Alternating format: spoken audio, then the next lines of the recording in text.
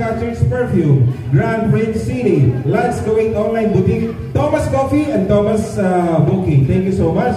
And thank you also to our media partners, Tunog Pinoy Power FM, yes, DJ Chano, thank you. Kahit Sino Pwede, Rakitero Broadcasting, Techno Channel, Far East Express International Grade, Popoy, Marky Asinas, La Roxy Nazar, Janine Gonzalez, Mac Jules Salandron, and Bruce on the Pumos, Acosta. Thank you so much, guys. At syempre sa mga organizers natin, thank you, thank you. Are you ready for our first contestant?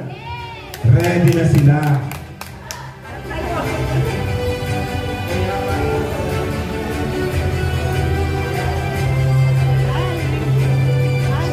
Okay.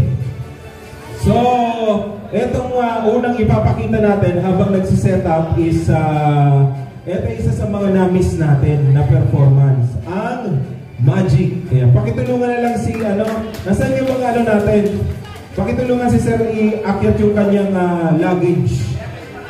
Ayan. Kahit dito lang Sir sa gitna.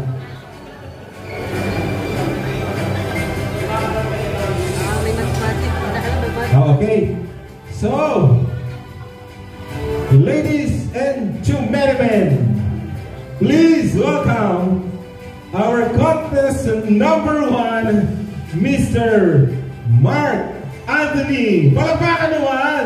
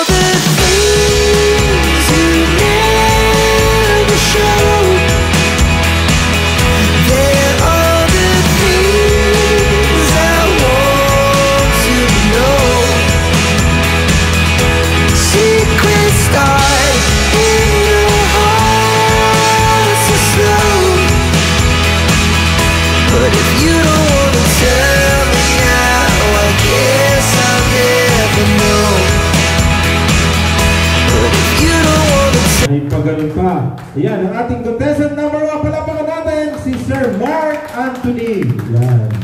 Alam mo na pag magic, sir, dapat may kasamang cleaner. Ayan. Welcome back! O, di ba?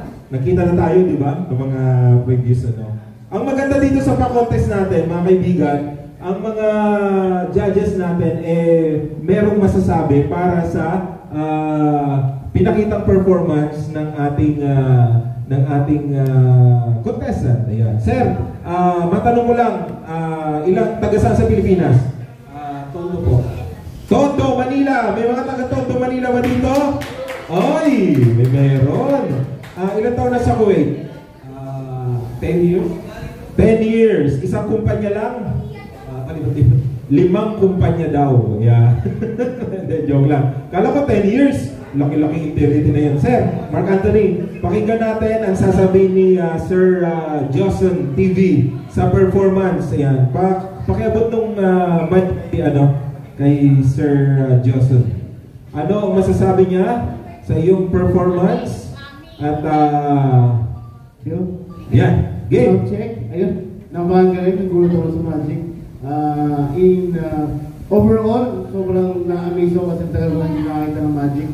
Parang bumalik ako sa pagkabata. Medyo nakutuwa yata ako nun. Medyo naniniwala na ako sa magic. Pero ako, isang pa lang, isang keynote lang, medyo more on the, more engagement with your audience. Yun lang naman yung iba. Pero creativity-wise, magaling. Yun. Thank you so much.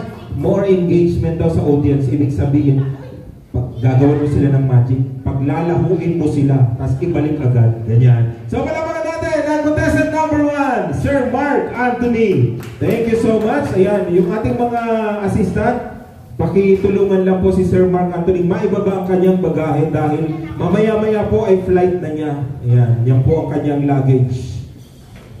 Thank you so much.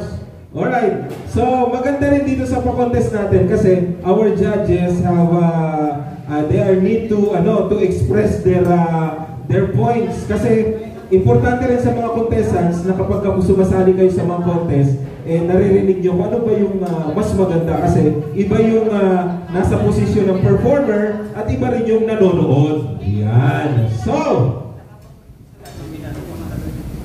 tawagin natin ang contestant number 2. Ladies and gentlemen, please welcome Ariel Lizaro. Ayan. At dito pa rin kasalit ay tahimik lang. 10%. Isa ulit. Ariel Lizaro. Good luck. Bakit ano ka na Good afternoon po. Salamat po. Annyeonghaseyo. Bring it on!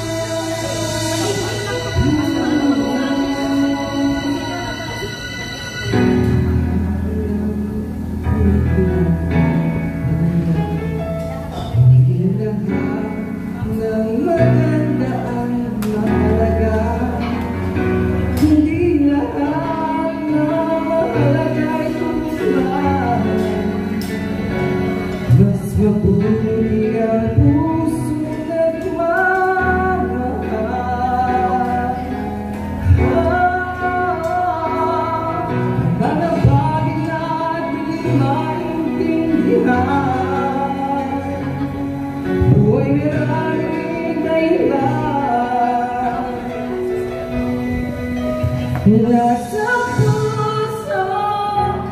puso lamang makikita ang tunay na yaman. Pagkat pag-ibig mo lamang ang kailangan ng lahat.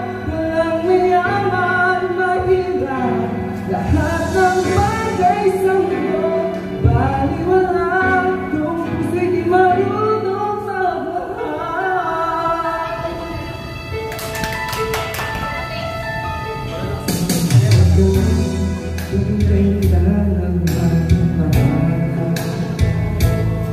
Lahat ng buwan ay mayroong hangganan. Balang araw, balang araw, kung sinong nagpapanggap, nasa puso, sa puso lamang makikita ang tunay na yaman. Pagkat pag-ibig, pag-ibig mo lamang, aking langit ang lahat. Walang mayaman, mahirap, lahat ang bagay sa mundo. Bakit mo na kung puso'y di marunong magmahal?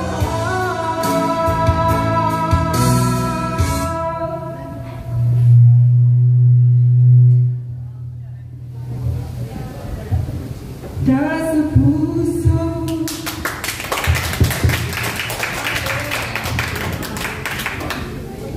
It's okay, baby. It's okay.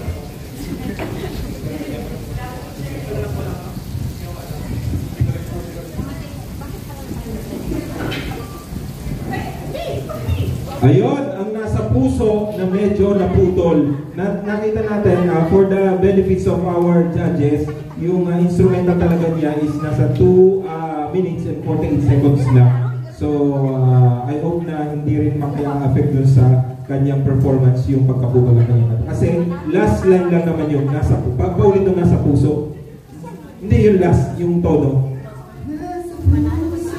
Yun, isama niyo po yun. So, ladies and gentlemen, our contestant number 2, si Ariel Lizarro. Saan sa Pinis si Ariel? Alabang, Muntinlupa, Sosyalan, itong lugar na to. Ayan. May mga taga Muntinlupa ba dito? Alabang. Sa loob daw. Muntinlupa, labas daw naman. Ilang taon na ang buhay mo dito sa Kuwait? Mag 1 year po next month. Wow, 1 year. So first time mong sumali dito sa contest? O, palapakan na naman natin. First time to join. First time to join in the contest. At syempre, ang Thomas Got Talent ang nakabinyag sa kanya. So, how do you find the weather here?